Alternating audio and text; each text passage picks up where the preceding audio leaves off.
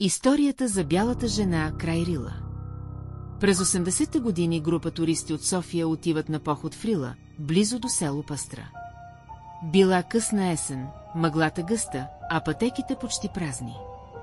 Докато вървели към старата хижа, един от тях забелязал встрани от пътя жена в дълга бяла рокля. Стояла неподвижно, без да обръща внимание на студа, боси крака върху ледената земя. Лицето й било бледо, почти прозрачно. Туристите се приближили, мислейки, че е изгубена, но жената се обърнала бавно към тях. Очите й били черни, без зеници, а усмивката й странно широка. Без да издава звук, тя сочила към гората. Един от мъжете, като в транс, започнал да върви в посоката, в която сочи. Другите го хванали и го дръпнали назад.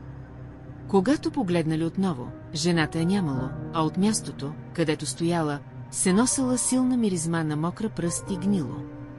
По-късно, когато стигнали в хижата, разказали на хижаря. Той пребледнял и казал, това не е първият път. Казват, че това е духът на млада булка, която преди години е паднала в пропаста тук на сватбения си ден. Ако я последваш, никога не се връщаш.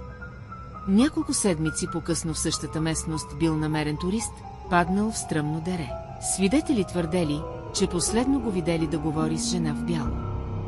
Тази история се разказва и днес от планинари, а мнозина избягват този участък от пътеката в мъгливо време.